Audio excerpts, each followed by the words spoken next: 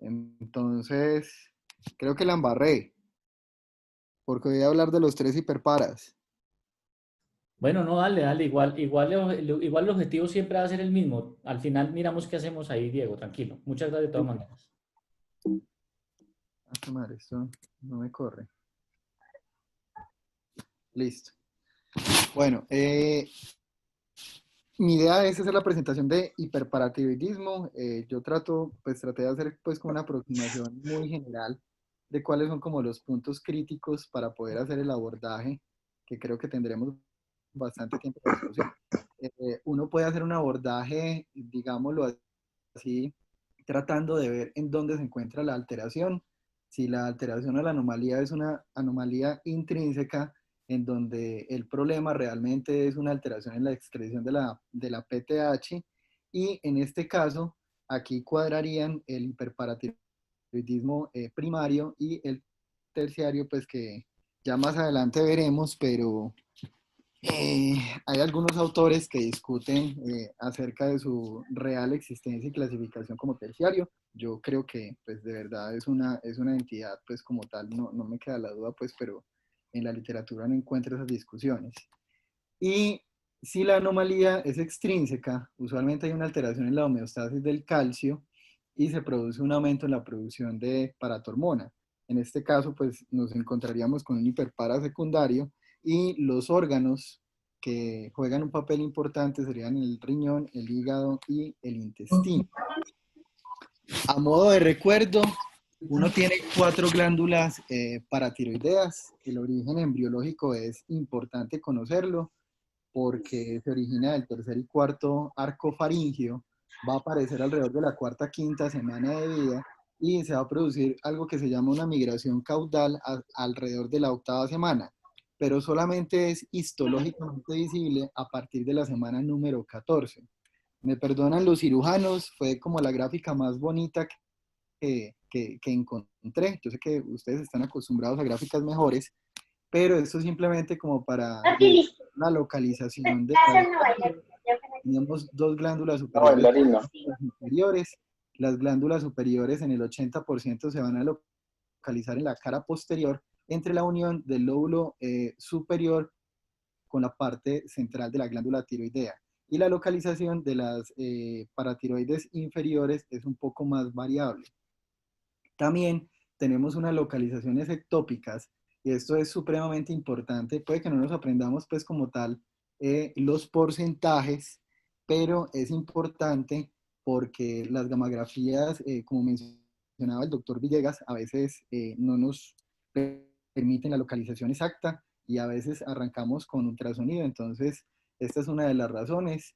Las localizaciones pueden ser supremamente variables, pueden ser mediastinales, intratiroideas, pueden ser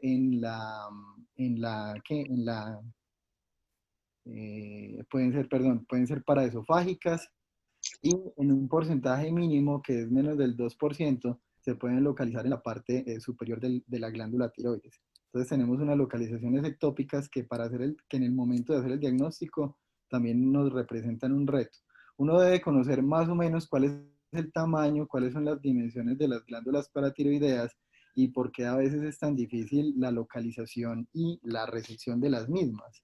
El tamaño es realmente muy pequeño, son glándulas que usualmente miden 5 por 3 por 1 milímetro y el peso aproximado son de 50 miligramos. Pueden llegar a pesar hasta 12 gramos en escenarios pues como tal de carcinomas. En la parte superior izquierda, en la gráfica que dice A, es una trampa que yo puse porque esto realmente es una muestra de tejido tiroideo, que es lo que vemos señalado pues como el tejido mixoide, y en la parte central están las células principales con los famosos septos que hacen que se presenten como nodulaciones, y a este tejido se le hizo inmunohistoquímica para detectar PTH, y por eso se ve esta respuesta pues tan intensa en la figura número B.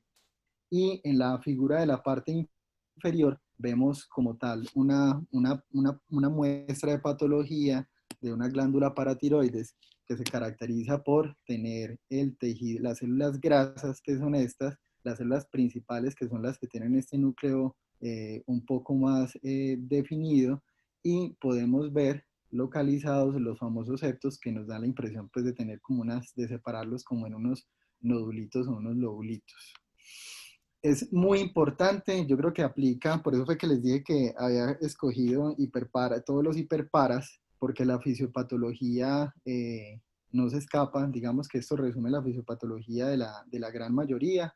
Esto no es solamente, digamos que una enfermedad o un trastorno que va a comprometer solamente la glándula paratiroides, sino que realmente es un compromiso sistémico.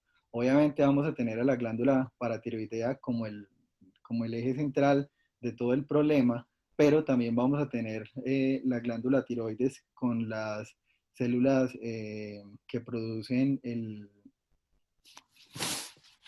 la calcitonina. Vamos a tener también el hueso, vamos a tener los riñones y vamos a tener el intestino delgado como tejidos que son supremamente importantes. Yo sé que todos estamos familiarizados con estos mecanismos de feedback, tanto positivos como negativos. Quiero resaltar que digamos que el elemento más importante que produce o que induce el estímulo de la PTH es el receptor sensor calcio, que es una proteína transmembrana de la célula principal de la paratiroides y que es excesivamente sensible a modificaciones en los niveles, tanto para arriba como para abajo de calcio. El punto de corte es que ella se modifica la secreción con niveles de solamente 0,1 miligramos por decilitro. Entonces es un sistema supremamente sensible, pero precisamente todo lo que afecte este receptor sensor calcio, ya sea en enfermedad renal crónica, que es lo que nosotros vemos más frecuentemente, o en enfermedades genéticas que afectan directamente el gen que codifica este tipo de receptor, pues vamos a entender por qué se produce fisiopatológicamente las alteraciones del hiperparatiroidismo. Para mí es también muy importante mostrarles los ritmos circadianos de producción, no solamente de la paratormona, sino de todos los elementos que nosotros solicitamos cuando abordamos pacientes que tienen hiperparatiroidismo. Entonces quiero mostrarles, esto es un artículo que se publicó en el año 2015, en la parte de las líneas de color rojo son pacientes que tienen enfermedad renal crónica, y las líneas azules eran pacientes que no tenían enfermedad renal crónica. Estos eran los controles. Entonces podemos ver que, por ejemplo, para el fósforo existe un ritmo circadiano que usualmente las personas vamos a tener unos picos séricos que van a ir alrededor de las 3 a las 4 de la tarde. Y eso explica, por ejemplo, por qué nosotros cuando medimos fósforos a las 10 de la mañana o 8 de la mañana en los pacientes que se encuentran en diálisis, por ejemplo, vamos a obtener unos valores, pero independiente de esto, los pacientes van a hacer calcificaciones y todo el daño que ya conocemos por el fósforo. Lo mismo ocurre con el calcio ionizado. El calcio ionizado también tiene un ritmo circadiano. Digamos que los valores más altos que uno puede encontrar están alrededor de las 8 de la mañana, pero hace un segundo pico a las 6 de la tarde. No pueden evitarlo. Y lo mismo pasa cuando se hacen mediciones de la PTH. En este caso vamos a ver que la PTH está expresada en picogramos por mililitro, y en pacientes con enfermedad renal vamos a tener dos picos, o sea, tiene una presentación de picos, una presentación circadiana bilateral, en donde alrededor de las 5 o 6 de la tarde va a haber un pico, pero también va a haber un pico alrededor de las 3 o 4 de la mañana. Y los niveles de 25 hidroxivitamina D, que también los solicitamos, también tiene un ritmo circadiano, es bimodal. A las 10 de la mañana y alrededor de las 10 de la noche nuevamente va a presentarse un pico. ¿Qué se ha visto? Que el factor de crecimiento de fibroblastos, que es perdón, me devolví, acá se me pasó el factor de crecimiento de fibroblasto 23 es el único que se ha visto, tanto en pacientes con enfermedad renal crónica como en los controles sanos de este estudio, pues controles que no tienen enfermedad renal crónica, es el único que no tiene un ritmo circadiano, digamos, tan pronunciado en cuanto a los niveles de sus valores séricos.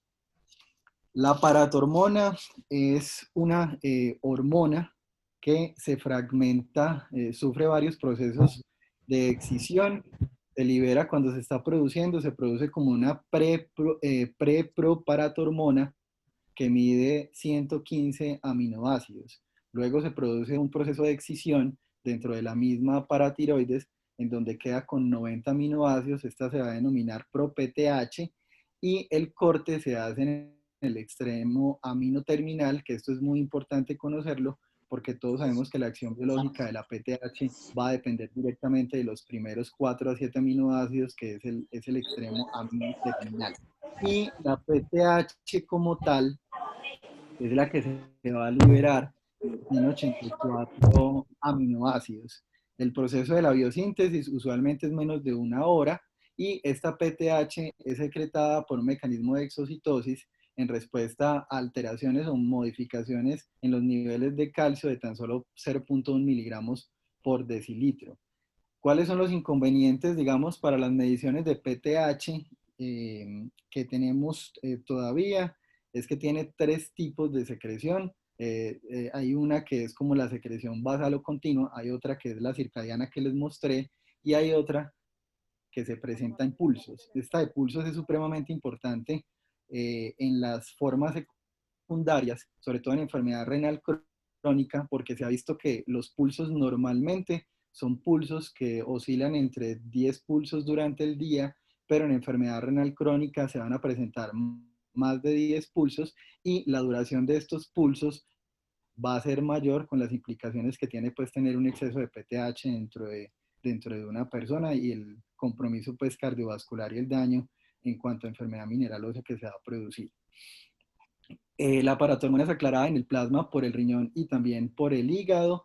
Ya les mencioné que el fragmento activo es el fragmento amino, que son los primeros 4 aminoácidos, y el fragmento carboxiterminal es la forma en teoría inactiva. La PTH intacta tiene una vida media muy corta, de 2 a 4 minutos, y el fragmento carboxiterminal tiene una vida media un poco más larga, que es de alrededor de 10 a 40 minutos.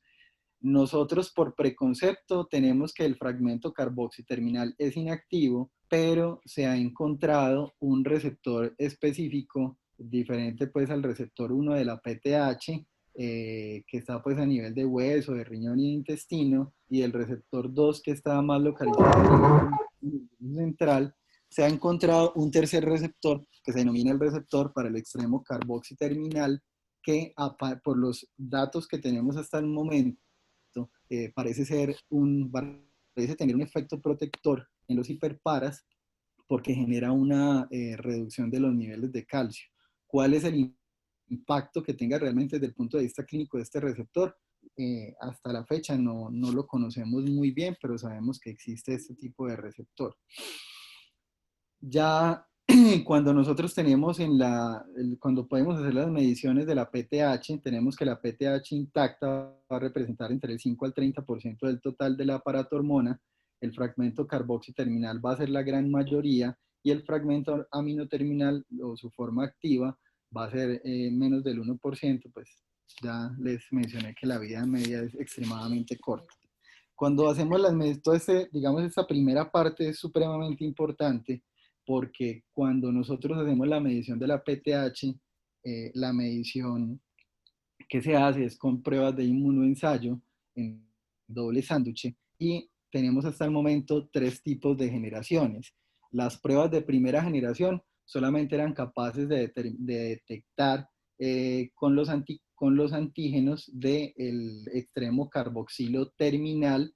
Las pruebas de segunda generación ya incluyeron, aparte del extremo carboxilo terminal, el extremo amino terminal, pero no coge desde los primeros aminoácidos, sino que ellos cogen del aminoácido 12 a 24, dependiendo de la prueba que se esté utilizando, o del 26 al 34. Y a esta es la que conocemos nosotros como PTH intacta, que es la que medimos. La de tercera generación va a medir también los primeros 4 aminoácidos de la paratormona, y esta es la que conocemos como paratormona completa o paratormona total. En cuanto al hiperparatiroidismo primario, la prevalencia es extremadamente baja, en términos generales está por debajo del 1%, la relación mujer-hombre es mayor para las mujeres, 3:4:1, y esto se explica básicamente por las mujeres, digamos que el grueso entra por las mujeres posmenopáusicas, el pico, digamos, de incidencia es alrededor de los 50 a los 65 años, y en diferentes estudios que se han hecho de razas, se sabe que es más frecuente en afrodescendientes, es más frecuente que en los blancos, y los blancos es más frecuente que en los asiáticos y que los hispanos. Es la causa más frecuente de hipercalcemia en pacientes no hospitalizados. Recordemos que en los pacientes hospitalizados la causa más frecuente de hipercalcemia está relacionada en el 80% de los casos con malignidad y en un porcentaje menor con infecciones virales. La alteración que vamos a encontrar o que explica el hiperparatiroidismo primario es 80% van a ser adenomas paratiroideos únicos, en 2 a 5% pueden ser dos adenomas paratiroideos, hiperplasia paratiroidea en 6 al 15%, carcinoma entre el 1 al 5% y trastornos hereditarios, que son bastantes, que tienen que ver con genes que regulan el ciclo celular o protooncogenesis. En cuanto a la presentación clínica, del 70 al 80% son asintomáticos, el 50 al 70% de los pacientes van a presentar hipertensión arterial, pero esta gráfica es bastante, digamos que importante, porque hacia el año de 1930 la mayor parte del diagnóstico se hacía en pacientes que tenían nefrolitiasis, y eso ha ido cambiando a través del tiempo, pues obviamente porque tenemos más exámenes y porque los diagnosticamos en forma más temprana, tanto que después de hasta el año de 1990, de ahí en adelante, el 70 al 80% de los pacientes ya pasan a ser asintomáticos, y no era así en la década de los 30 cuando se empezó pues como el estudio con exámenes. Vamos a tener unos síntomas que se denominan síntomas clásicos. Va a haber compromiso gastrointestinal, compromiso esquelético, neuromuscular y articular, compromiso cardiovascular, renal y ocular. Esto es lo que se denomina compromiso clásico, y lo van a presentar hasta el 45% de los pacientes. Y el no clásico lo pueden presentar hasta el 42% de los pacientes, que es deterioro de calidad de vida y compromiso del estado del ánimo y funciones mentales superiores. Esto es supremamente importante porque estos síntomas no clásicos no mejoran con las intervenciones, y de hecho en la mayoría de los estudios no se mide en forma adecuada y no se mide en forma consistente. Pero con la información que tenemos sabemos que esto no cambia inclusive con el tratamiento quirúrgico. En cuanto a la etiología, se ha propuesto que la radiación juega un papel importante. Se vio así después de la crisis que se presentó en Chernobyl, pero se necesitó mucho tiempo de seguimiento para que se produjeran estos desenlaces. El yodo radioactivo, los datos también no son concluyentes, y lo más importante es la baja ingesta de calcio para el hiperparatiroidismo primario en personas pues, que tengan susceptibilidad a presentarlo. En cuanto a las alteraciones genéticas, son muchas, pero la gran mayoría son alteraciones genéticas autosómicas dominantes. Las más mencionadas son el MEN1, MEN2A, MEN4, eh, el hiperparatiroidismo primario benigno familiar, y el hiperparatiroidismo del síndrome de tumor mandíbula, en donde básicamente los genes que se van a alterar son protooncogenes, y son genes que se encargan de regular los ciclos celulares. Hay fármacos que también en teoría producen hiperparatiroidismo primario, pero por ejemplo las tiazidas se necesitan muchos años de exposición, y en los datos que se tienen lo que se produce realmente es una reducción en la excreción de calcio. Esos pacientes no van a tener unas hipercalcemias, digamos que muy altas, sino que van a ser hipercalcemias leves, y solamente el 25% de los pacientes van a tener la PTH elevada. Y el litio va a requerir semanas, pero tenemos el mismo problema. Solamente del 10 al 20% de los pacientes van a ser hipercalcemia, hipocalciuria y PTH elevada. El mecanismo exacto por el cual el litio produce hiperparatiroidismo es desconocido, pero se ha postulado que de X o Y modo interfiere con la señal del receptor sensor calcio. Este es el perfil bioquímico. En cuanto a la edad, pues van a ser pacientes mayores de 50 años, principalmente las mujeres. Los síntomas van a estar en los que tienen síntomas, usualmente van a ser síntomas relacionados con el calcio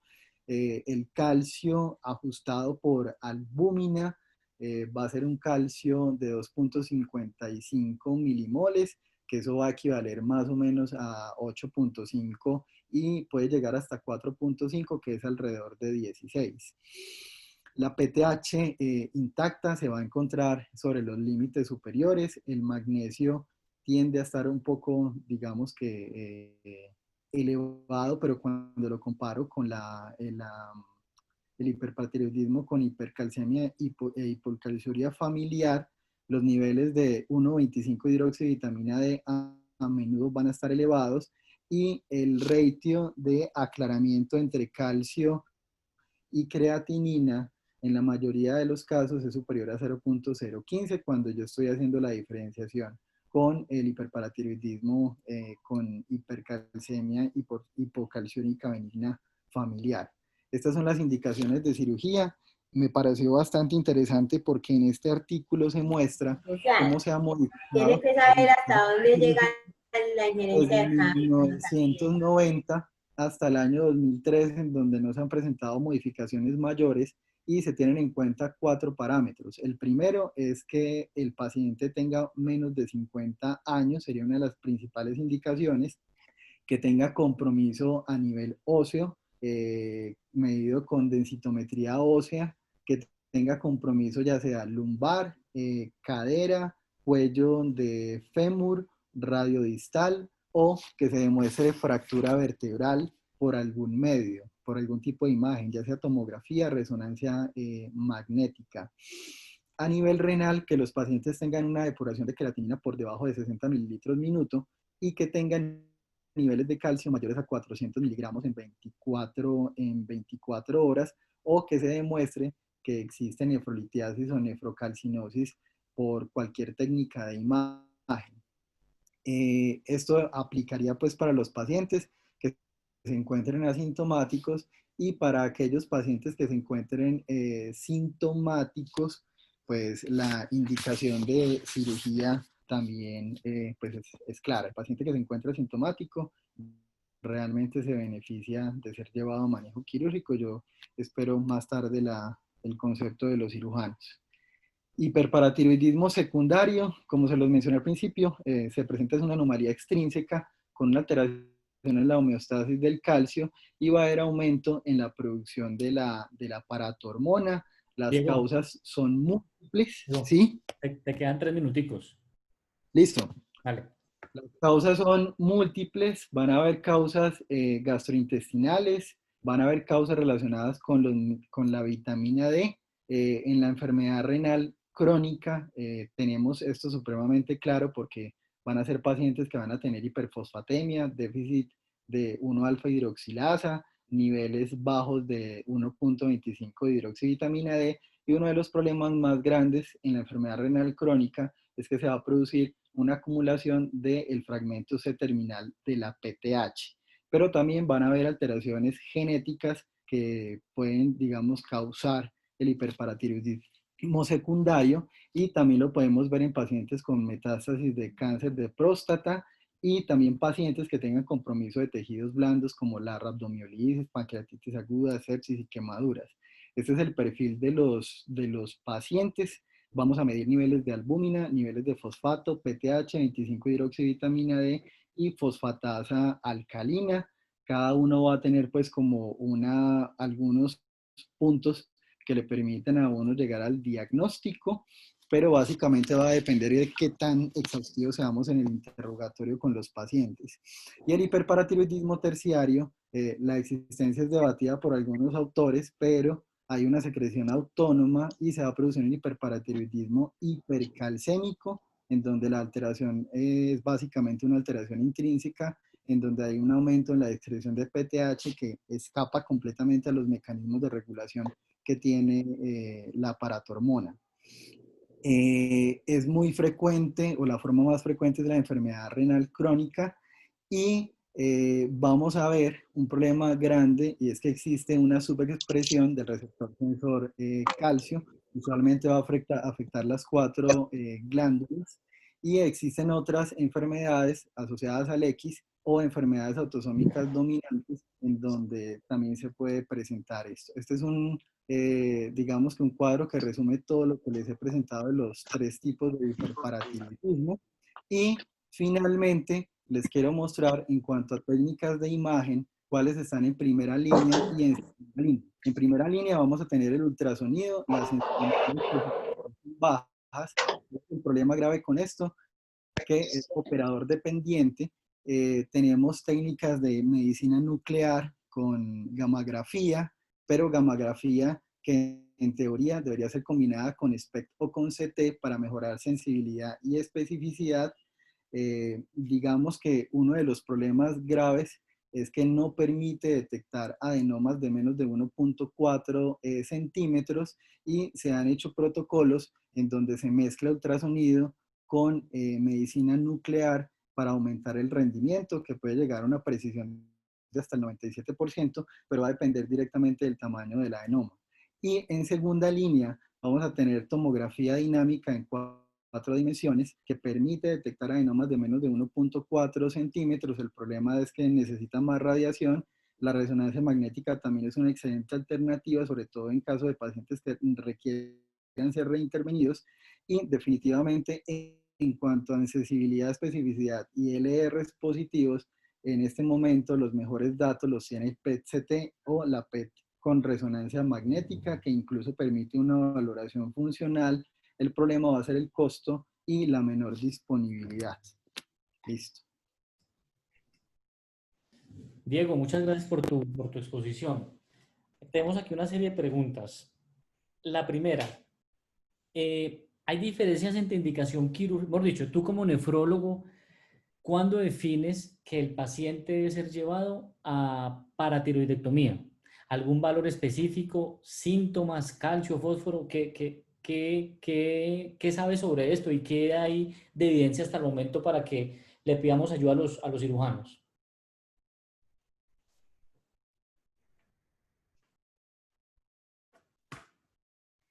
¿Me escuchan ahí? Y ahora Sí. sí, dale. Claro que sí.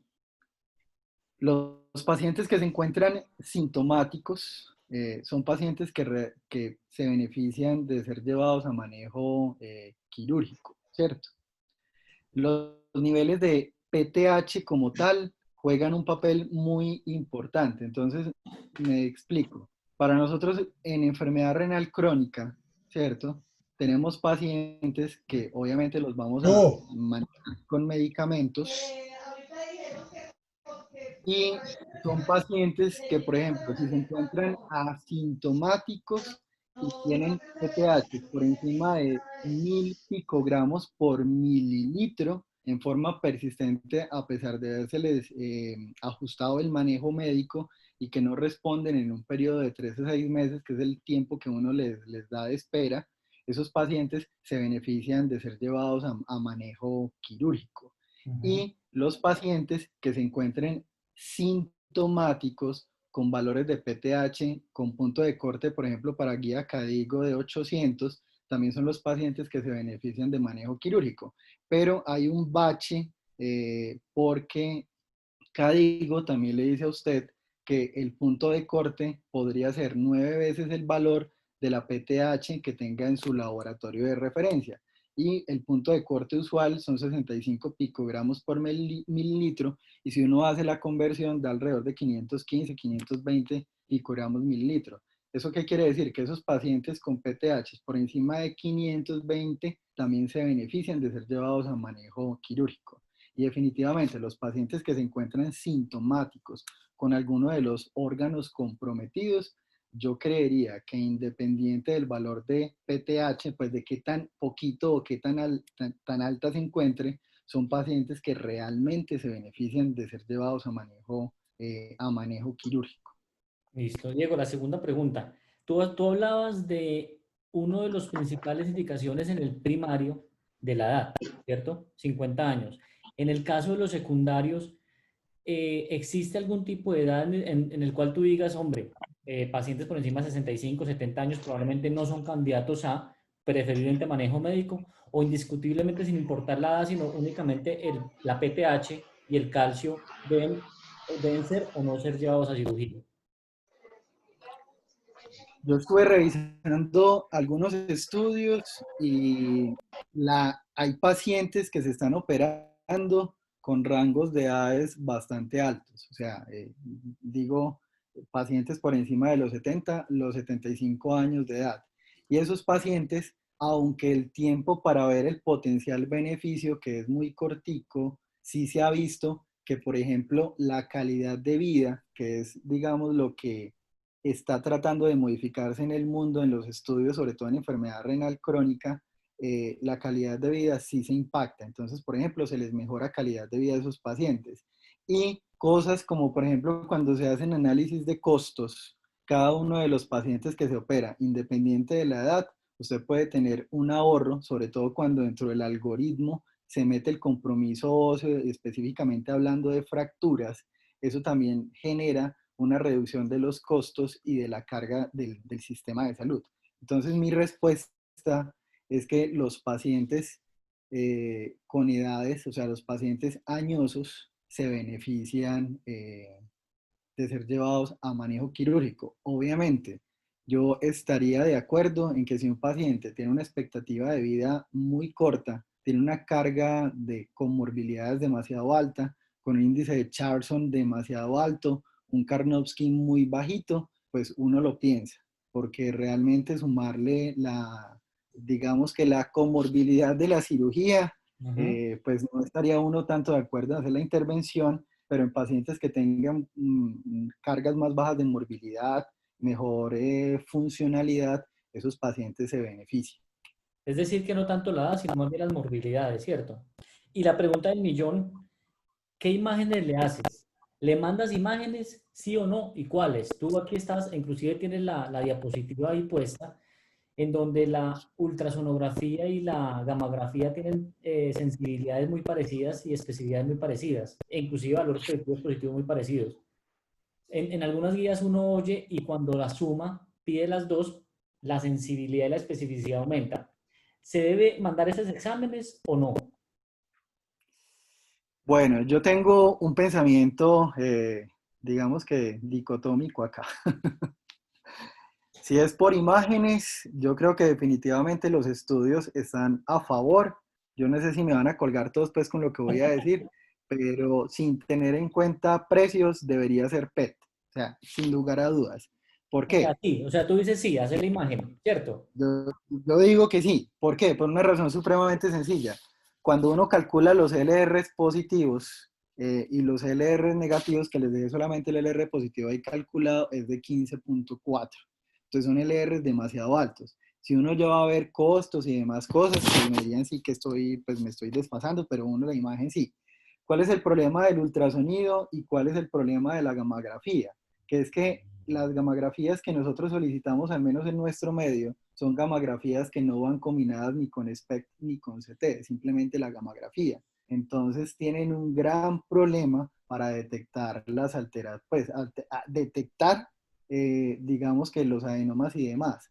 Pero uno debe regresar. Si alguien piensa que no es necesario hacer el estudio, yo también sería partidario de eso, porque si yo ya tengo un paciente que tiene PTH persistentemente elevada, se encuentra asintomático o cumple alguno de los criterios quirúrgicos que yo ya sé que potencialmente se van a beneficiar y que sé que probablemente el ultrasonido y la gamografía, que es lo que yo tengo a la mano acá en mi medio, no me va a brindar una ayuda, digamos que tan buena desde el punto de vista prequirúrgico, eh, pues uno pensaría en no hacerlo. Pero cuando usted combina ultrasonido con gamografía más SPECT o más CT, la precisión diagnóstica sí se incrementa mucho. Entonces estamos hablando de una precisión cercana al 97%. Entonces van a haber lugares en donde tengan dentro de su algoritmo la combinación de los dos exámenes y obviamente que tengan radiólogos muy bien entrenados y Listo. pues un especialista de medicina nuclear con una curva de aprendizaje muy buena, pues usted lo puede hacer perfectamente. Listo, Diego. Entonces la respuesta tú dices es sí. El doctor Dueñas pide la palabra. Doctor Dueñas, siga por favor. Bueno, buenas noches a todos. No, pues yo quiero encontrar esto de las imágenes es bastante distinto, pero es que tenemos que contextualizar de qué paciente estamos hablando. Si estamos hablando de un paciente de un hiperparatiroidismo primario, indiscutiblemente el paciente tiene que tener mínimo 2 estudios de imagen que sean compatibles y complementarios. Es decir, el paciente debe tener una ecografía y una gamografía de paratiroides, idealmente con SPECT para localización. ¿Por qué? Porque si las imágenes son coincidentes, ¿qué quiere decir? Que si la imagen que yo veo en la gamografía es coincidente con la imagen que yo estoy viendo en la ecografía y yo normalmente le hago la ecografía a mis pacientes, tengo una tasa de visualización más alta que la visualización hecha por el radiólogo. Tengo una localización cercana al 98%, una tasa de curación de más del 98-99%, y además que se permite hacer un abordaje selectivo. Eso es para el hiperparatiroidismo primario. Hablando de hiperpara secundario o terciario, mi recomendación es que no necesita imágenes, porque estos pacientes, primero que todo, tienen una enfermedad muy diferente a la adenoma, que es una hiperplasia. Cuando tenemos hiperplasia, las gamografías tienen una negatividad altísima, entonces no se recomienda hacer gamografía, por lo menos en mi algoritmo de manejo no lo tengo. Pacientes con hiperparatiroidismo secundario lo que necesita es un cirujano que sepa buscar las 4 paratiroides o más, que ya se hablará de cuál es el abordaje ideal, y encontrarlas todas. Entonces, los estudios de imágenes, en mi concepto, para el hiperpara secundario solamente son factibles y pueden ayudar cuando se trata de una reintervención por un hiperpara persistente o por un hiperpara recidivante. Listo, doctor Dueñas, muchas gracias. En aras del tiempo hay muchas preguntas más, pero las vamos a hacer al final, después de que el doctor Juan Guillermo nos dé la exposición, la perspectiva quirúrgica. Juan Guillermo, dale. Diego, muchas gracias. Buenas noches para todos Comparte pantalla, nuevamente. porfa. Ahí estoy compartiendo. ¿Se ve o no se ve? No, te voy a No, no. hacer la de Diego. Diego, deja compartir, porfa. Pero ahí dice que Listo. estoy compartiendo. ¿No se ve? Ya se ve, dale. ¿Sí? Ya, listo, dale. Ok. Bueno, buenas noches para todos. Entonces, la idea de esta reunión, como les decía al principio de los que estaban y que le decía a Edwin, es que para nosotros también hay cierta incertidumbre o dudas en el manejo de estos pacientes, y es en qué momento hacer la cirugía, si el paciente va a trasplante, si es mejor hacerla antes del trasplante, después del trasplante, si va para trasplante, qué técnica quirúrgica es mejor, y si a ustedes han visto que eso les interfiera o tengan mejores resultados. Ver cuánto tiempo entre la diálisis, porque es muy frecuente que a nosotros nos cancelen los pacientes anestesia o algo porque dicen que se tiene que dializar primero, que se tiene que dializar el mismo día. Entonces, también es importante porque el tiempo de hospitalización en la literatura es mucho más grande que el que nosotros en realidad en la práctica diaria llevamos a los pacientes de cirugía. Y otras dudas pues que durante la charla van a ir surgiendo, que es lo que nosotros como queremos afrontar o manejar con ustedes. Con respecto entonces a la parte del abordaje quirúrgico, pues del primario yo no me voy a detener mucho. Yo no sabía que el doctor iba a revisar como todos. En realidad veníamos enfocados como a hablar del secundario, pues especialmente el terciario. Entonces, en que esto no pasó, ahora sí pasó. Entonces, pues ya aquí el doctor Benavides pues nos dio pues como una explicación muy clara de todos los hiperparatiroidismos. Para nosotros obviamente hablamos del primario cuando la causa más común es el adenoma o una glándula que produce demasiada PTH, y hablamos del secundario por enfermedad orgánica. ¿Qué pasa? Lo que hablábamos es esa diferenciación entre el secundario, que generalmente está normocalcémico o hipocalcémico, versus el terciario, que es donde hay un nuevamente pico de hipercalcemia, que es generalmente lo que nos permite diferenciar. Otra de las dudas que nos generaba es que la literatura habla de que la realidad del terciario se presenta especialmente en los pacientes transplantados, que si no, el paciente no está trasplantado, no se genera esa autonomía previa por el hiperparacrónico y que por eso no se va a presentar el terciario. Pero cuando uno empieza a mirar, y uno de los temas que discutía con Edwin una vez hablando con él, era entonces si es más bien un terciario o es más bien un refractario. Y es aquí donde entonces tenemos la definición de que un hiperparatiroidismo refractario es el que tiene una elevación grave, persistente, progresiva de la PTH y que no se puede reducir a pesar de niveles, a pesar de mediante terapia médica adecuada como los calcimiméticos del cinicalceo, el vitamilocalcitriol o análogos de la vitamina D. Eso es muy importante porque entonces estos son los pacientes que en realidad van a terminar en cirugía la gran mayoría y que más o menos deben tener 6 meses de ese tratamiento, como había dicho el doctor Benavides, para uno determinar si va a tener una respuesta al tratamiento o no. En ese caso, entonces, después de eso, lo que se ha visto es que los pacientes que tienen diálisis, la literatura ha mostrado que llevan menos de 10 años en diálisis, un 10 al 15% de esos pacientes necesitan cirugía, pero los pacientes que tienen diálisis mayor de 10 años, hasta el 40% van a terminar en cirugía, porque el hiperparatiroidismo se vuelve persistente o recurrente. En ese caso, las indicaciones de cirugía o lo que uno revisa, lo que revisa en la literatura, son aquellos pacientes que ya tienen una hipercalcemia de difícil manejo, pacientes que tienen, la gran mayoría de artículos coinciden con una paratormona mayor de 800, sin embargo, lo que decía el doctor Benavides es real y hay algunos estudios incluso que evidencian mayores de 500 y por eso también fue una discusión que la que tuve con Edwin, aunque lo que se dice es, si lo que decía las guías Caigo es si son mayores de 1000 en paciente asintomático o si es mayor de 800 en paciente sintomático. Y ya otros síntomas que en realidad no los vemos más nosotros, sino que en general los ve el clínico o el nefrólogo, como la calcifilaxis, la osteoporosis, las rupturas tendinosas, el prurito severurémico y las artralgias o mialgias crónicas en relación con la enfermedad.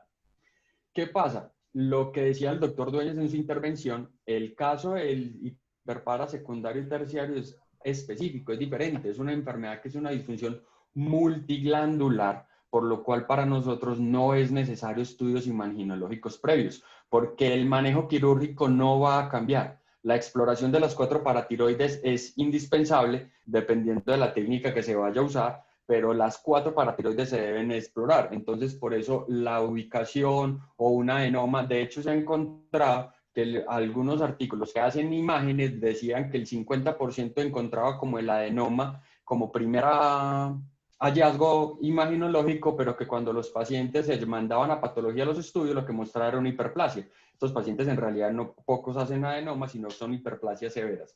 Entonces, esto es importante porque no necesitan llegar con gammagrafía, no necesitan llegar con PET, menos aún por el alto costo, porque en realidad la técnica quirúrgica no va a variar ni va a cambiar el tratamiento. Lo segundo es que hasta dónde llevar al paciente a nivel hormonal. Entonces, lo que se dice es tratar de llevar al paciente a un nivel hormonal o casi normal. Se dice que lo ideal es dejarlo con una masa paratiroidea equivalente a 50 miligramos o a una paratiroides normal, pero esto también es controvertido por la homeostasis fisiológica de la PTH y del calcio en el cuerpo de un paciente renal crónico, porque se dice que cuando se lleva a una PTH normal, los pacientes renales les va peor, porque la homeostasis del calcio que va dada por el riñón o la depuración de la PTH en un paciente que quede con PTH normal, fisiológicamente se comporta como si fuera menos de lo normal y hacen más hipocalcemias y hacen más sintomatología posterior. La gran discusión que nosotros tenemos es si subtotal o si hacemos total con reimplante, ¿cierto? Eso es como la gran diferencia y de lo que más vemos es también a quién hacerle subtotal o a quién total con reimplante, porque se ha dicho que los pacientes con subtotal o la literatura muestra que en un 40% tienen necesidad de calcio o de suplementos de calcio versus un 60-64% en los pacientes que tienen total con reimplante. Cosa que es importante también en el caso del trasplantado renal, porque se dice que el 57% de los pacientes después de un trasplante renal puede regular el calcio y la PTH a valores casi normales, por lo cual uno dice, bueno, estos pacientes se benefician más de subtotal. Y también algo que está reportado muy frecuente en la literatura es hacer timectomía transcervical, pero estos pacientes no la necesitan generalmente. Se dice que es que hay un 15% de células paratiroideas ocultas dentro del timo por el origen embriológico que explicaba el doctor Benavides, que hace que haya que explorarlo. pero la literatura lo que dice es solamente hacer timectomía transcervical en los casos donde usted no encontró las paratiroides. Si usted encontró las 2 paratiroides de cada lado, en ese caso no hay ningún beneficio para hacer la timectomía transcervical. La técnica quirúrgica en realidad es una técnica quirúrgica estándar, es una incisión en línea media del cuello, una exploración con separación de los músculos pretiroideos hasta llegar a la tiroides, y cuando encontramos la tiroides lo que hacemos es una elevación del lóbulo tiroideo para exponer el surco traqueosofágico, donde vamos a buscar especialmente el nervio laríngeo recurrente. Generalmente no hay que verlo, como en la tiroidectomía total, que siempre hay que verlo. En este caso, a veces la ubicación de las paratiroides excluye la búsqueda regular del nervio, pero siempre hay que tenerlo referenciado, sobre todo para los 15 o 18% de ubicaciones ectópicas que mostraba el doctor Benavides, como son en el surco traqueosofágico, en la vaina carotidia o en la área tímica, que es lo importante. Entonces, ¿qué pasa también con el monitoreo de la PTH postquirúrgico? En el hiperpara primario es muy claro que los criterios de Miami dicen que debe haber una disminución del 50% de la PTH 10 minutos después de la cirugía o de la extracción del adenoma, pero en el renal crónico, en el secundario, no hay un valor estándar que uno pueda determinar. Este es el valor al que yo lo quiero llevar, o que uno como cirujano diga, listo, cumplí mi tarea. ¿Qué dice? El hiperpara secundario lo que refieren es medición rápida intraoperatoria de bajarla en un 75 al 90%. Pero lo que les mencionaba es que ese descenso severo en los pacientes renales ha visto que puede ser perjudicial para el paciente. Entonces, eso es una de las dudas que para nosotros es importante aclarar con ustedes como nefrólogos, que son los que siguen al paciente, es hasta dónde tolerar, porque pues un paciente con 1000 de PTH, llevarlo a 0 de PTH, a 10 de PTH, no es lo mismo que si se baja a 100, 200 de PTH, pero se puede compensar con terapia médica. Finalmente, con respecto al monitoreo, importante también lo de la hospitalización. ¿Cuánto tiempo es necesario hospitalizarlo? Generalmente nosotros estamos con una limitante, y es que el paciente dialítico tiene sesiones 3 veces a la semana, lunes, miércoles y viernes, martes, jueves y sábado. Entonces el paciente vive en un pueblo y le dice a uno, no, yo tengo sesión de diálisis mañana. Entonces los artículos muestran 5 días de hospitalización promedio en la literatura mundial, pero nosotros generalmente nos toca operarlos, el otro día darle de alta para que el paciente vaya a su diálisis. Y eso genera otra duda, es la relación con la diálisis, porque hemos visto casos de pacientes que luego de la cirugía van a la diálisis y llegan con una hipocalcemia severa, tetanizados, que es difícil, o el contrario, si es mejor esperar o si hay que dializarlo antes o no, que es cuál es la recomendación de ustedes como nefrólogos para nosotros tener en cuenta, porque lo que les decía, a veces son anestesia los que dicen, no, hay que dializarlo el mismo día, o no, no se ha dializado. Entonces es a veces para nosotros difícil manejar esa situación. Este es un trabajo que se hizo en el 2014 en Brasil, en Sao Paulo, que hablaba del tratamiento quirúrgico del hiperpara secundario, una revisión sistemática de la literatura. Fueron todos los artículos donde muestra que el manejo quirúrgico estándar da un más del 67% de la cura de los pacientes tratados. O sea, hay unas altas tasas de curación del paciente después de cirugía. Hay algunos bajos del 55%, pero en general las curaciones están por encima del 80-90% con la cirugía. Y las ventajas quirúrgicas, en realidad, aquí se discuten las 3 técnicas, que son la paratiroidectomía total, la subtotal y la total con reimplante. En general tienen bajo índice de reintervención y se dice que tienen una alta eficiencia todas. En el largo plazo se habla de que la reintervención estándar para todas las técnicas es del 10% al 15%. Sin embargo, lo que se habla de la total es que tiene un mayor incidencia de hipoparatiroidismo, obviamente, por no dejar ningún tejido paratiroideo que pueda regular posteriormente. Entonces, este artículo que les traigo después, en el 2016, comparaba si era mejor total o si haciendo autotransplante con timectomía.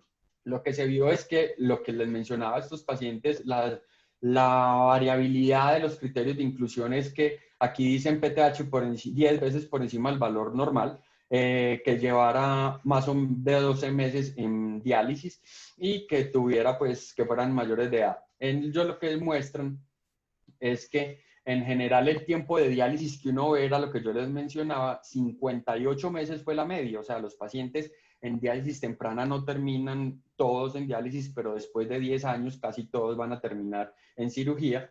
Y si estaban en lista de trasplante o no.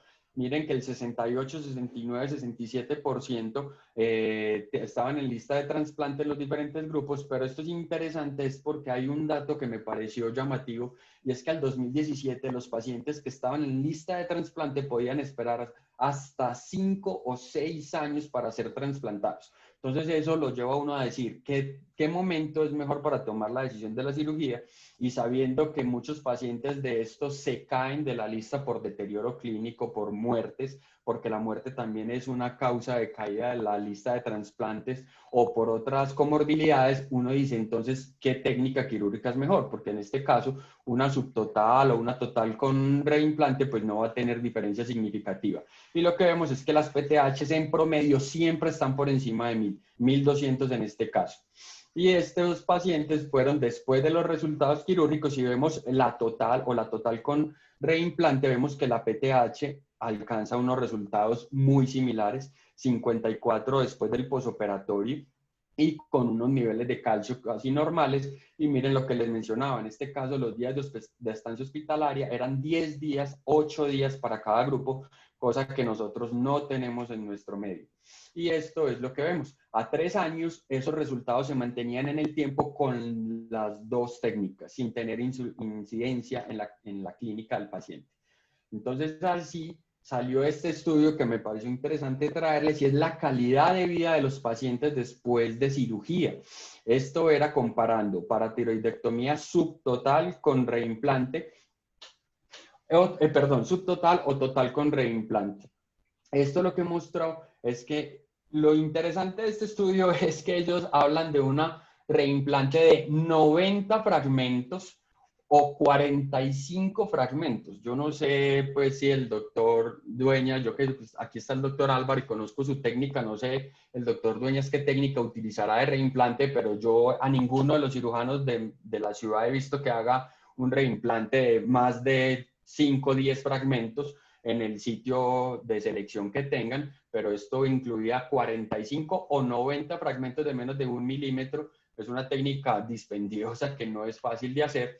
Sin embargo, lo llamativo, el resultado de esto era el promedio del calcio no tenía ninguna variación a los 6 meses o al año en ninguna de las dos técnicas quirúrgicas, alcanzando niveles de PTH muy similares también.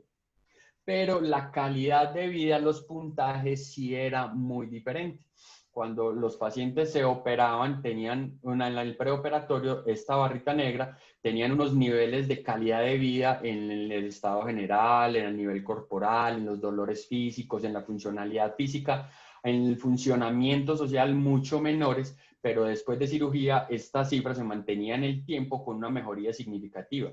Ellos usaban esta escala que era el SF36, y lo que hablaban era que un puntaje, cuando era muy alto desde el preoperatorio, pues tenía una variabilidad pequeña en el posoperatorio, pero cuando el puntaje era bajito, que hablaba de una muy mala calidad de vida, el paciente mejoraba significativamente, como vemos acá en los dolores corporales o en el funcionamiento físico después de la cirugía.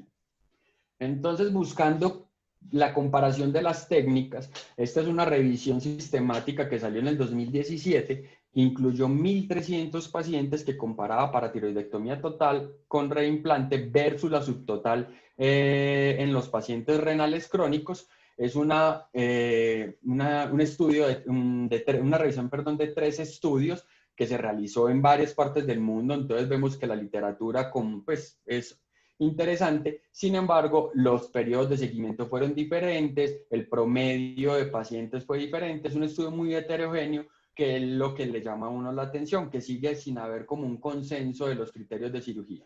Si hablamos de los resultados, lo que vemos es que en general la técnica con implante o la subtotal, esto lo que vemos es la mejoría sintomática. Hay una respuesta por encima del 80% en los dos grupos. Si vemos esto, que es lo que los pacientes llaman, o en el estudio lo referenciaban como la mejoría radiológica, les midieron mejoría radiológica en las lesiones de sal y pimienta del cráneo.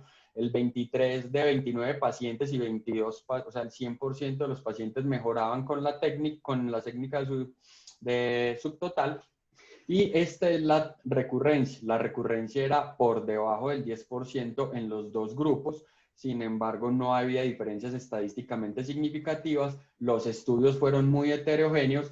Con respecto a la reoperación, tampoco había una diferencia significativa. Los estudios seguían siendo muy heterogéneos, pero las dos técnicas mostraron unas tasas por debajo del 10% de reoperación. Y este estudio, entonces, en el 2019, volvieron a hacer una actualización, ya incluía 18 estudios, fueron 3.500 pacientes en total.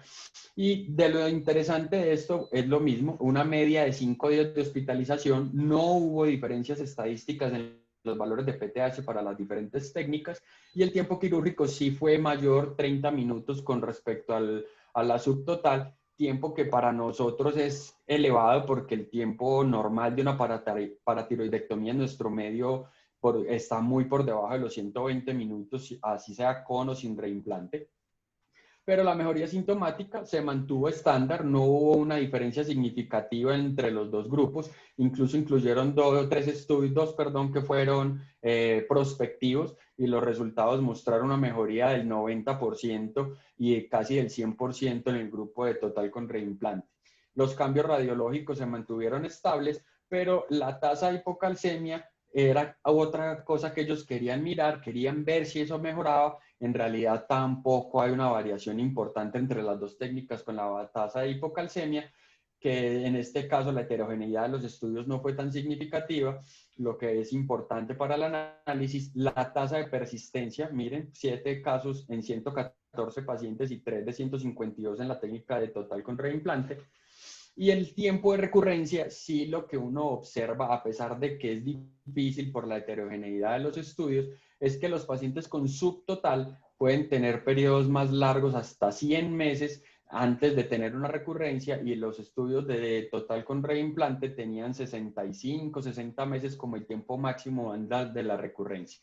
Las tasas de reoperación muy bajitas, 87 solamente de 1.600 en la subtotal y 80 de 1.300 en el total, o sea, cualquiera de las dos técnicas sigue siendo adecuada, y la recurrencia tampoco tiene una variabilidad. Si vemos aquí el resultado, se mantiene similar para los dos grupos de estudio.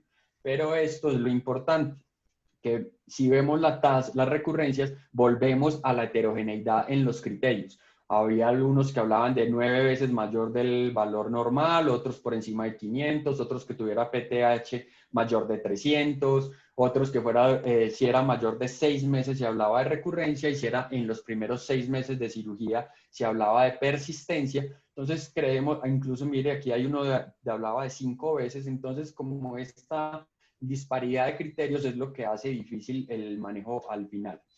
Si pensábamos que era mejor en el riñón o no, este estudio buscaba mirar el impacto de la paratiroidectomía en el implante, pues en el coso renal, y este estudio me llamaba la atención, era para mirar qué técnica usaban en el paciente trasplantado. Esto aumentaba la recomendación de que el 71 y el 62% del grupo pre o post trasplante generalmente lo que usaban era subtotal. El 12 y el 29% usaban total con reimplante, pero en general la técnica preferida para el paciente con trasplante era la subtotal. ¿Qué vieron ellos? Que los niveles de calcio disminuyeron y se mantuvieron en el tiempo con la cirugía, y que la función renal sí mostró un deterioro agudo, pero que se estabilizó después de una semana y que se mantuvo en el tiempo. Pero que este deterioro se presentó en los pacientes que se operaron en el primer año de cirugía. Estos fueron los pacientes que se operaron en el post-trasplante y que se operaron en el primer año del trasplante, como cae un 25% de la función del implante, aunque se logra estabilizar en el tiempo.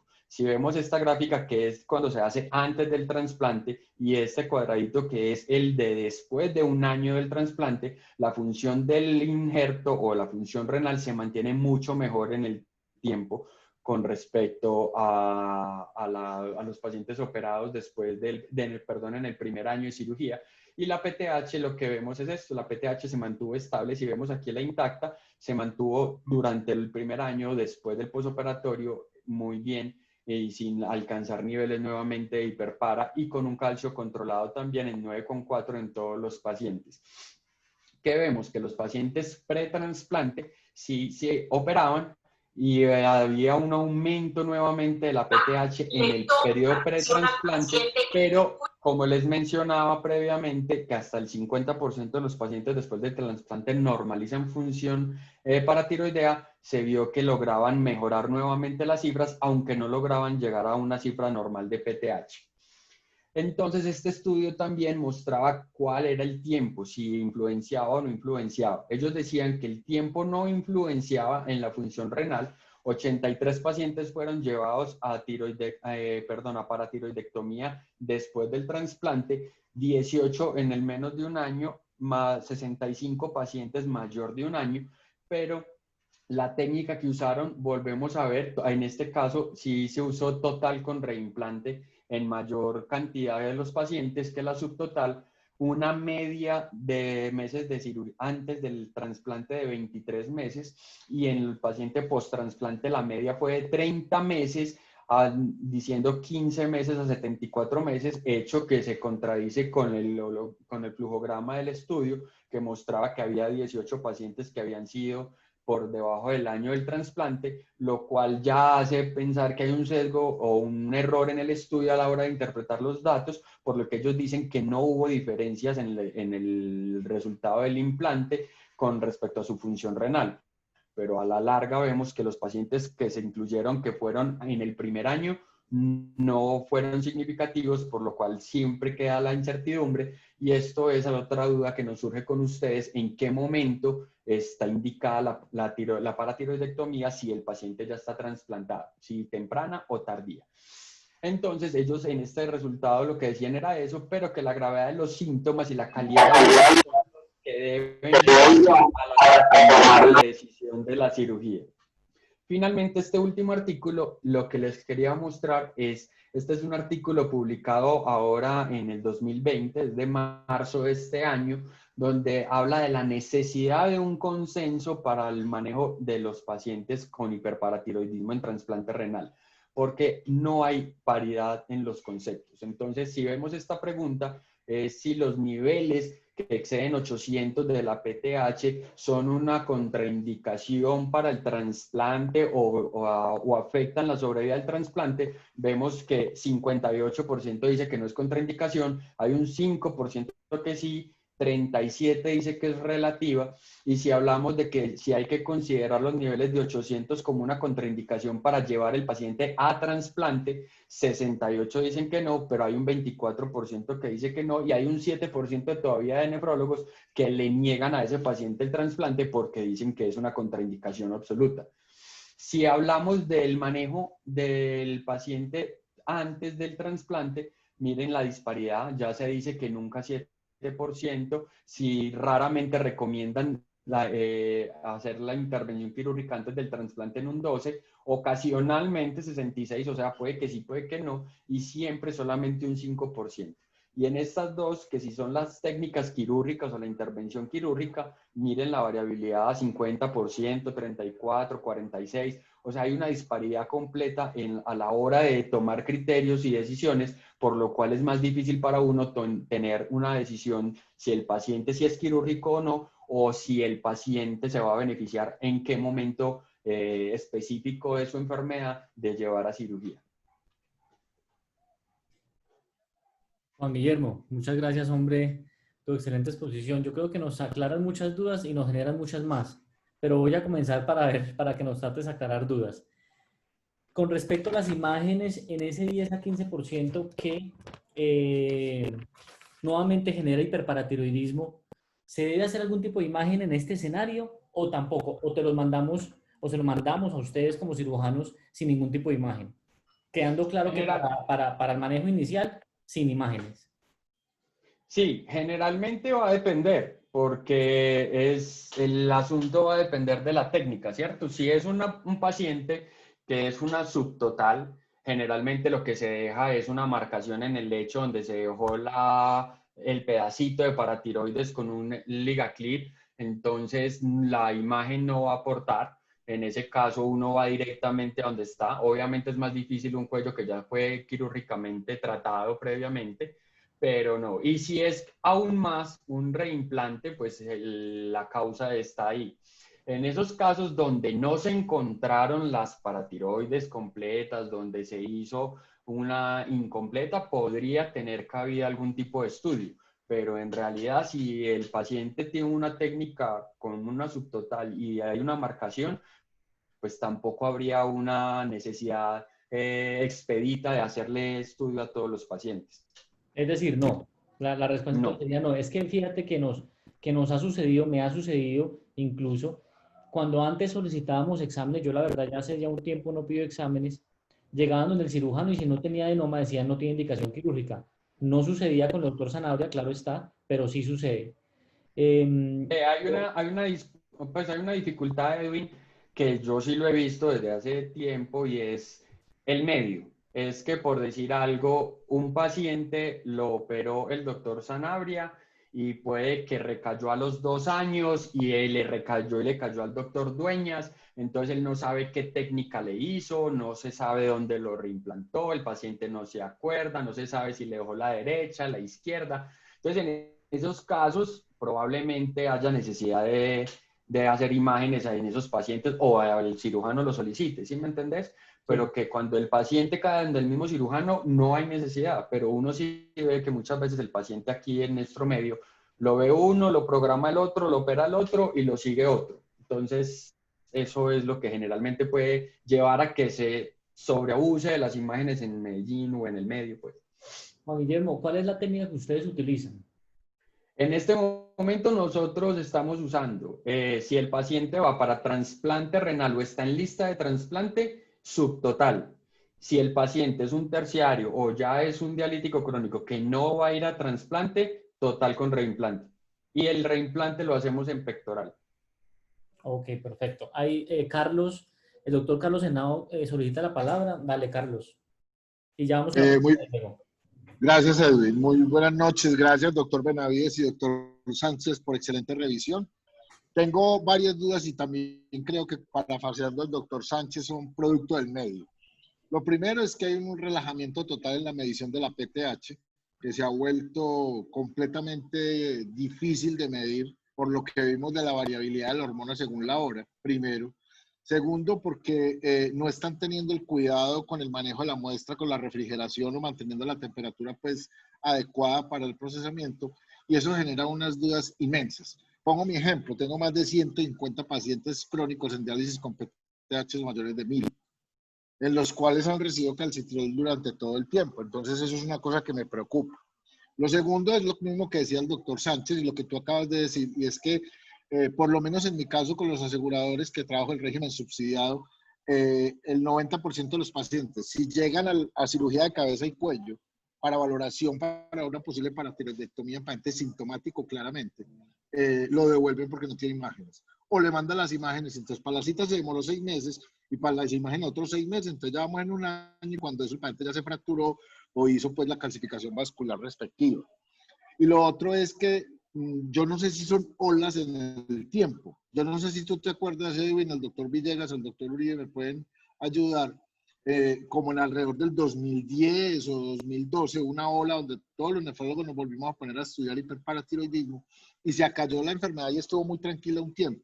Pero ahora vemos una disparidad mayor que la de los estudios y si no hay criterios nosotros todavía tenemos menos. Y es que los pacientes no les están haciendo el tratamiento adecuado, no les dan las dosis de calcitriol que es, son pacientes con calcitriol y con fósforos de 7, 8.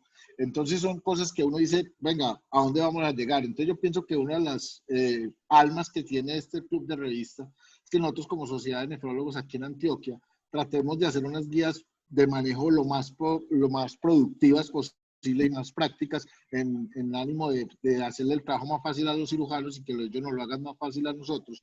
Porque de verdad que después de ver estas excelentes revisiones, y yo también ando revisando el tema porque voy a presentar a final del mes para mi empresa una revisión al respecto, queda uno supremamente confundido. Entonces uno dice, ¿a quién trato, a quién no trato, a quién opero, a quién no opero? La PTH, ¿cuál es la que me sirve? ¿La de la mañana, la de la tarde? ¿Qué hago con los pacientes del turno de la tarde que les toman la PTH en la tarde, los del turno de la mañana que les toman el turno de la mañana? Entonces hay un montón de variables que juegan allí que yo creo que sería importante que las contempláramos. Doctor Sanabria, levantó la mano con gusto, por favor, active el micrófono o la cámara. Muchas gracias por la oportunidad. Nosotros realmente estamos muy contentos de que finalmente pudimos reunirnos con ustedes. Habíamos estado esperando este momento ansiosamente porque todas las cosas que se han mencionado son el día a día y nosotros vemos la dificultad con los pacientes. Realmente lo que dice el doctor es verdad. O sea, pacientes que llegan con un montón de exámenes que son innecesarios, pero que se hicieron porque había como esa costumbre, como esa idea de que el paciente no podía llegar a la consulta sin imágenes y se perdió un montón de tiempo. Entonces el hecho de sentarse aquí con ustedes y poder conversar y unificar el criterio de que la imagen no es necesaria para el hiperparasecundario es muy bueno. Solo ese acuerdo yo creo que nos va a mejorar la oportunidad de tratamiento, los costos, la velocidad en que el paciente se opera, es muy importante. Y segundo, pues lo que ya mencionó Juan Guillermo, sí estamos muy interesados como en trabajar con ustedes para definir los criterios selectivos de paratiroidectomía en el paciente, dependiendo sea candidato o no a trasplante, porque la impresión que nosotros tenemos es que el resultado sí es diferente en términos de calidad de vida para un paciente que potencialmente va a tener un nuevo riñón y que sería capaz de manejar unos niveles elevados intermedios de PTH después del trasplante. Nosotros lo reimplantamos, usamos una técnica estándar, sabemos que funciona, pero de todas maneras seguimos viendo pacientes que después del trasplante quedan hipocalcémicos y eso es una preocupación porque es una morbilidad que agregamos con el procedimiento. Entonces, poder conversar con ustedes y entender sus necesidades a nosotros nos va a servir un montón porque vamos a poder acomodarnos al tratamiento. El que ustedes tengan planeado, como lo hayan ideado en su cabeza, es más fácil para nosotros decir, venga, probablemente este paciente le acomodemos la cirugía al paciente y no el paciente a la cirugía o a la técnica que uno se acostumbra a hacer. Yo quería darles mucho las gracias por la oportunidad. Doctor Sanabria, gracias por su apreciación. Hay una pregunta muy interesante que me gustaría que entre Juan Guillermo y Carlos, yo sé que nos pasamos ya 20 minutos, pero eso está muy interesante, y es que un paciente que ustedes lo operan por una PTH por encima de 1000, y en el control la PTH baja de 150 a 200. La pregunta es, ¿consideran que está incompletamente tratado? ¿Se envía como recurrencia? Y hago específicamente énfasis en esta pregunta porque yo creo que lo que había dicho Juan Guillermo, hay un bache muy grande en qué es lo que esperamos nosotros como nefrólogos cuando ustedes los operan. Tú pusiste un valor de entre 75 y 90%, pero es difícil poner ese porcentaje porque hay pacientes que inclusive se operan con 3000. Entonces, si de 3000 baja a 700, sigue siendo muy alto. Ahora bien, si un paciente con 1500, 1200, me lo bajan a 100, eso es un complique también porque la enfermedad ósea dinámica también tiene implicaciones patológicas, también fractura, también hace dolores óseos. Entonces, ¿ustedes qué opinión tienen al respecto? ¿Cuál sería el valor promedio óptimo para un paciente posoperatorio para tiroidectomía? Claro, es que esa es de las dudas que nosotros nos han surgido, porque es que para nosotros una cirugía que le baje el 50% de la PTH como si fuera un primario, es una cirugía exitosa. O sea, estás bajándole el resultado, le estás mejorando la homeostasis, le estás disminuyendo y lo estás metiendo por lo menos nuevamente en la opción de tratamiento médico. Nosotros decimos, si por encima de 800 la mayoría son los que se van a operar, como dicen las indicaciones, por encima de 800 sintomáticos o 1000 asintomáticos. Y yo puedo bajar ese paciente a 300, 400 con cirugía y que ya vuelva a ser candidato al Cinacalcet, al calcitriol, a estabilización médico. Ese paciente tuvo una excelente respuesta quirúrgica. Pero el asunto es, nosotros no lo seguimos, ¿sí me entendés? Nosotros le hacemos la cirugía, nosotros le bajamos o a 100 o a 1000, depende del volumen que tenga o de la enfermedad que tenga, pero el paciente va a quedar en manos de ustedes. Entonces, más que el resultado que para nosotros bajarle la mitad, ya fue una cirugía exitosa, pero para ustedes, ¿hasta dónde sería lo ideal que se las bajáramos? Por lo que hablábamos fisiológicamente, porque es que ustedes a la larga son los que siguen viéndolos a diario y uno no sabe, y lo que pregunta Carlos, el doctor Carlos es el nuevo cirujano de cabeza y cuello, recién graduado de la Universidad de Antioquia, uno de los primeros fellows que sale, y él es porque precisamente también ha estado en nuestro medio con la misma duda, porque para nosotros 150, 200 de PTH en un paciente que tenía 1500 no es una persistencia, es un paciente que está curado. Total. Es simplemente secundario a su enfermedad. Entonces, yo pienso que esa respuesta, más que nosotros, viene de ustedes, que son los que los vienen a seguir. Yo no sé qué opina el doctor Benavides. Diego, ¿qué opinas sobre esta específica pregunta?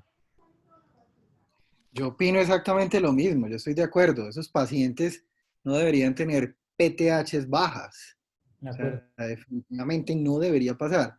Yo creo que lo ideal en ese escenario es que los pacientes queden con la PTH dentro de los rangos esperados para su enfermedad renal. Me explico. Si tengo un paciente con un estadio 5, o sea, estamos en diálisis, si me queda entre 65 a 500, yo creo que el paciente le va a ir bien, porque yo con 500 ya tengo cómo intervenirlo farmacológicamente y lo puedo controlar y no lo voy a someter a una complicación.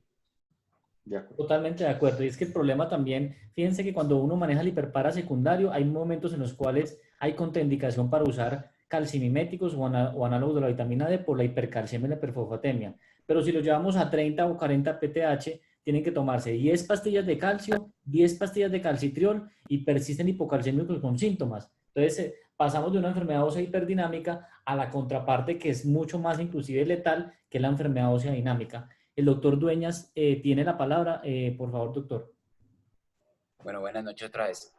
En el año 2015, en Varna, se hizo la reunión anual de la Sociedad Europea de Cirugía Endocrina y uno de los objetivos de esa reunión era realizar el consenso europeo societario acerca del manejo quirúrgico del hiperparatiroidismo secundario de origen renal.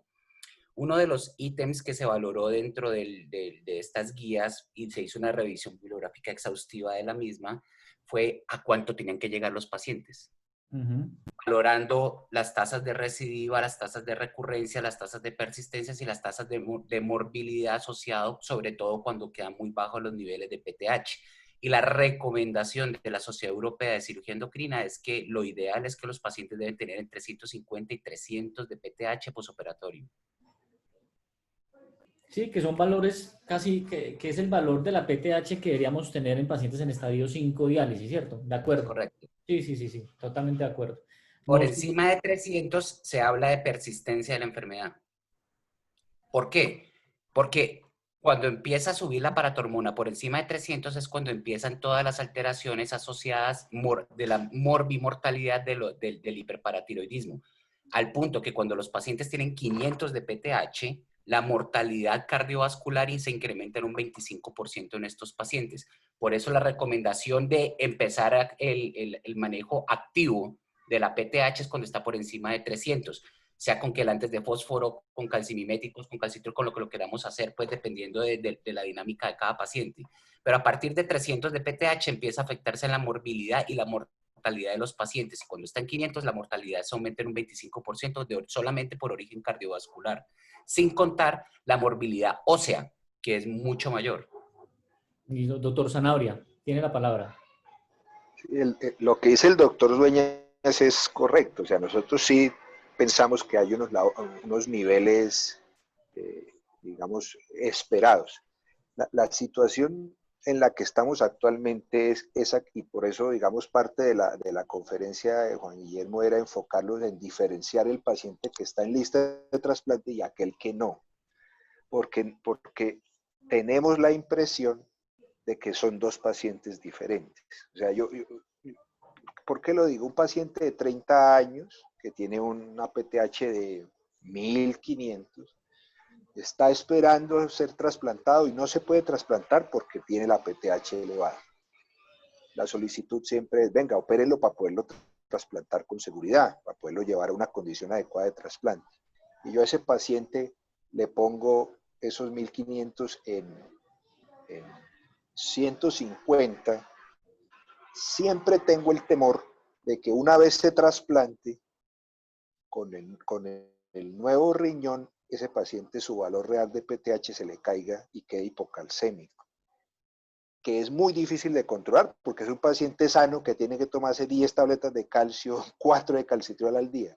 Y ese paciente me parece que es distinto, no sé si estoy en lo correcto, al paciente que está dializado, porque el paciente que está dializado es susceptible de hacerle ajustes en el tratamiento dialítico que le compensen de alguna manera la hipocalcemia.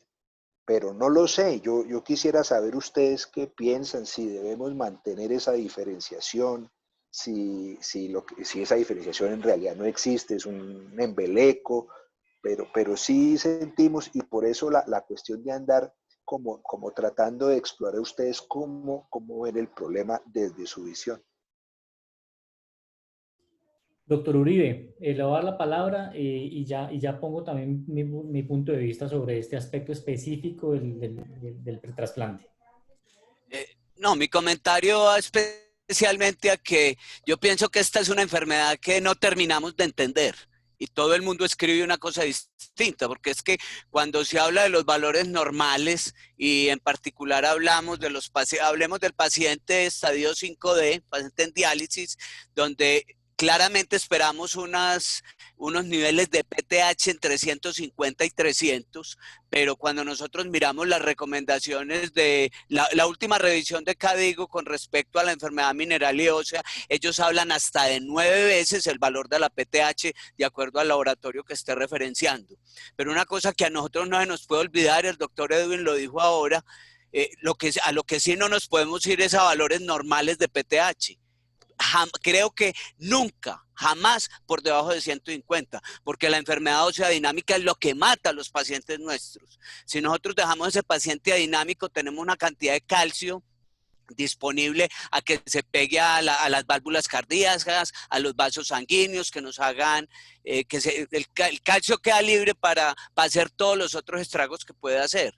Entonces, eso por un lado. Por el otro lado, decir, entonces, por encima de las 9 veces ya pensar en cirugía, creo que también sería un punto supremamente crítico, porque es que la fisiología del paciente con enfermedad renal dice que la PTH tiene que estar en unos niveles superiores para lograr compensar una cantidad de fenómenos del metabolismo mineral y óseo. Si nosotros empezamos a pensar en cirugía cuando el paciente tiene 500, posiblemente, entonces, ¿cuáles van a ser las metas que van a lograr los cirujanos en términos hormonales? Entonces creo que cada paciente tiene que ser muy individual, tenemos que conocer cuáles son los efectos que esa enfermedad tiene sobre ellos, pero creo que en términos de metas sí no podemos estar por debajo de 150.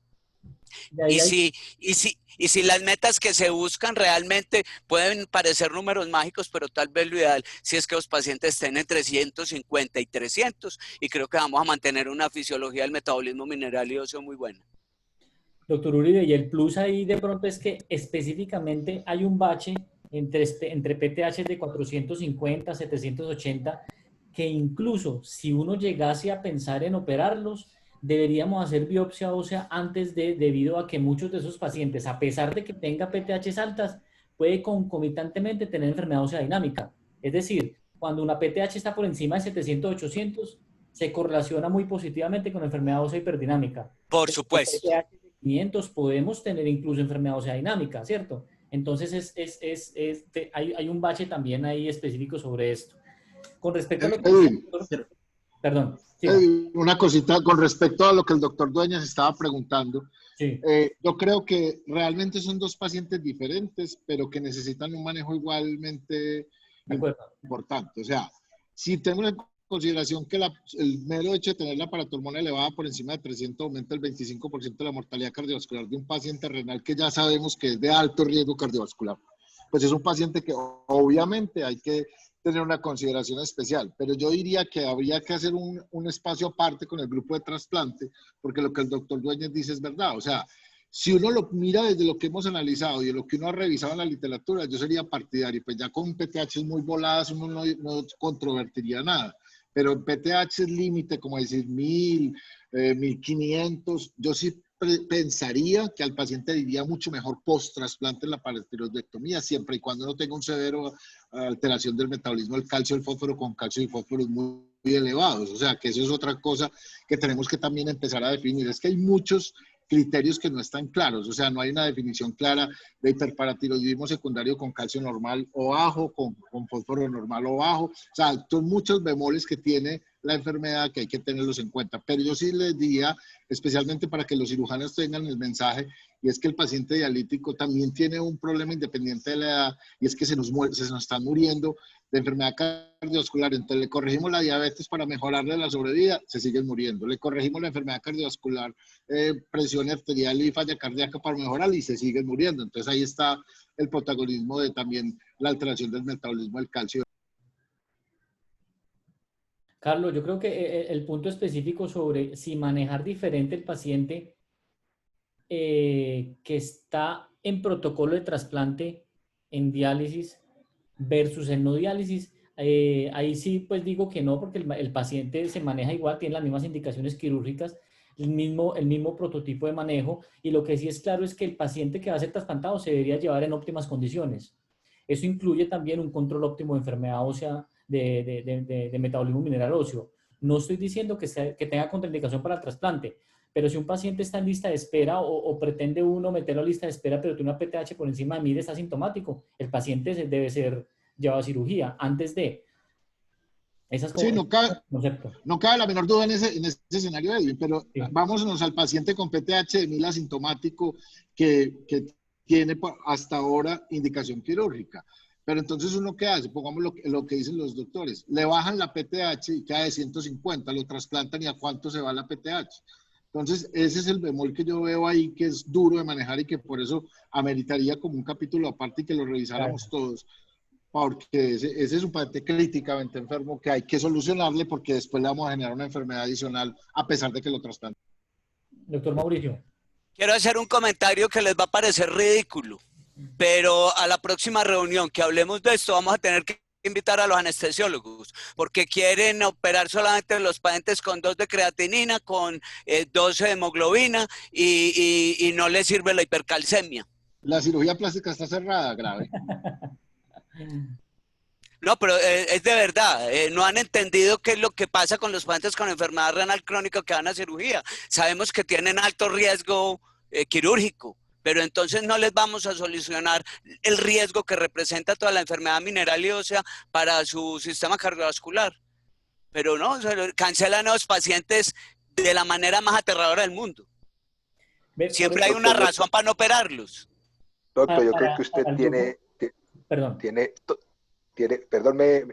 toda la razón. Doctor. Yo creo que parte de lograr la mejoría de los pacientes es educarnos nosotros. Nosotros estamos aquí los cirujanos educándonos, porque nosotros prácticamente que hay cosas que no manejamos. Pero también lo que usted dice, doctor, tiene toda la razón. El anestesiólogo es una persona que tiene unos criterios completamente diferentes y no considera la enfermedad como un todo, sino que está muy centrado en un valor, en una creatinina y complica mucho la cosa eso también. Y yo creo que hace parte de esta reunión o de las futuras, establecer como unos criterios no tanto técnicos, sino logísticos, porque eso ayuda mucho para los pacientes. O sea, determinar como ciertos lugares donde la gente sea más, tenga mejor entrenamiento, conozca mejor la fisiología renal y no dilate un poco el tratamiento, pero tiene toda la razón, doctor. Con respecto a eso que dice el doctor Álvaro y el doctor Uribe, también por eso quería yo, como les mencionaba al principio, una de mis inquietudes es, bueno, ¿y la relación con el momento de la diálisis qué? Porque esa es una de las cosas que el anestesiólogo también incluye en el momento de cancelar o no el paciente, que tiene que dializarse ese mismo día o que no se puede dializar o que, pues, entonces uno no sabe si puede aguantar el paciente 1 o 2 días después de la cirugía por si tiene alguna complicación de la diálisis o si tiene que dializarlo el mismo día o si mejor lo dializa un día antes y ya está tranquilo, porque un paciente de esos no está exento de complicaciones y en nuestro medio el paciente viene, se opera en el San Vicente y al otro día me dice que tiene diálisis en el Manuel Uribe y que es a las 11 de la mañana, entonces uno tiene que correr a darle alta porque si no, no llega. Entonces, ¿qué relación con el momento de la diálisis ustedes como nefrólogos piensan que es mejor? O si uno puede ser más tranquilo y si lo dializaron, no sé, 2 días antes todavía se puede operar. ¿Cómo manejar eso? Doctor Uribe. No, me corrigen ustedes si algo en la legislación, qué pena con la gente de fuera de Colombia, pero me corrigen algunos de ustedes si está fuera de la regulación, si me equivoco, si eso salió de la regulación, pero cuando un paciente con enfermedad renal crónica se encuentra hospitalizado, el dueño de ese paciente no es la unidad renal, es ese hospital. Y él, si tiene el sitio para hacerle la diálisis y se la tiene que hacer, es que la diálisis no es una receta de cocina. Nosotros tenemos pacientes que bajo algunas circunstancias, nosotros podemos decir, difirámosle, le toca diálisis hoy, pero de acuerdo a su perfil metabólico, a su estado clínico, él puede esperar un día más. Y si hay que hacerle la diálisis y el paciente está hospitalizado, no hay ninguna razón para sacarlo a un sitio diferente, hacerlo en el sitio donde se realizó el procedimiento. Generalmente donde se hacen este tipo de procedimientos hay soportes de alta especialidad para manejar una diálisis. Estoy seguro de que en ningún lugar nos vamos a varar. Creo que es mucho más riesgoso sacar al paciente, pero el paciente puede llegar. La idea es que cuando el paciente llegue a cirugía, llegue en todas sus condiciones metabólicas, pues desde el punto de vista renal, bien controladito. Puede ser con la diálisis que se realizó el día anterior, que se realizó. La idea es cómo está el paciente. Lo importante de estos pacientes es cómo están en el momento en que van a llegar a cirugía. Mire, estos pacientes uno los manda perfectos un día. Ya salen de la diálisis un día perfectos, todo está bien, y al otro día es un desastre el mismo paciente. Estos pacientes no son uno no se les puede anticipar a nada. Un paciente con enfermedades renales es como es el presente, es la definición del presente. Lo que está pasando en este momento es lo que pasa con él. Un minuto después, él le puede estar pasando una cosa completamente diferente. Entonces, yo creo que lo que hay que llevar es entrar paciente. El paciente no puede, eso es como el diabético. El diabético hay que programarlo idealmente en las horas de la mañana para que no tenga ayunos muy largos. Estos pacientes lo que dice ahora el doctor Sanabria, es armar toda la logística y armar protocolos para hacer las cosas bien. Eso sí, definiendo qué es lo que está pasando con cada paciente en particular. Hoy son una cosa y 2 horas después esos pacientes son un desastre. Y yo creo que para seguridad, pues ustedes como cirujanos, la diálisis un día antes es más que suficiente, pues que le da a usted la seguridad de que el potasio, el fósforo, el control del volumen esté controlado, ¿cierto? Absoluto. Y ahora bien, yo creo que ustedes, como donde operan, es un sitio mínimo, el tercer nivel, en donde está FM Express, donde está Baxter, Fresenius, etcétera, donde brindan el soporte dialítico para los pacientes en pisos. Total. Sí, e incluso si usted dializa al paciente, como algunos anestesiólogos pretenden, el mismo día de la cirugía, hay bastantes trabajos de investigación que demuestran que hay mayor tasa de complicaciones en esos pacientes por el riesgo de sangrado y la parte pues de inestabilidad hemodinámica. No, y hágale un PT y PTT a un paciente que recién termina diálisis y verá cómo está. Entonces está prolongado y a las 12 horas está perfecto. Entonces lo preferible es un día antes. Bueno, no, y obviamente nosotros no vamos a mandar a cirugía a un paciente en malas condiciones. Sí, claro, lógico, exacto, total. No sé si tiene más... Uno lo manda en buenas condiciones, pero como tiene que esperar un año para que lo operen, llega vuelto la... No, por eso, Carlos, lo que les decía, hoy son unos pacientes y 10 minutos después el paciente es otro, en el corto plazo. Así es, doctor, y si está vivo, pues en un año lo operarán. Bueno, doctor Juan Guillermo, doctor Sanabria, doctor Juan Pablo Deñas, muchas gracias por su participación, por su excelente presentación, Juan Guillermo, y esperamos que esta no sea la última vez que nos encontremos en este gremio académico. No, gracias a ustedes, a vos, Edwin, por la invitación. Muy bueno haber estado hoy aquí y no, ojalá que sí, ojalá que se pueda repetir y que podamos seguir tratando este tema que es muy frecuente en realidad, porque es que estos pacientes nos llegan muy frecuente. En realidad hay semanas en que nosotros con el doctor Álvaro hacemos 10, 12 paratiroidectomías y la mitad o más son por paciente renal, entonces pues que se homogeneicen las cosas es mucho más beneficioso tanto para ustedes como para nosotros. Y que nos articulemos para mirar objetivos individuales de cada paciente. Doctor Diego, muchas gracias por su exposición. No, esperemos que nos vamos a encontrar y hasta la próxima.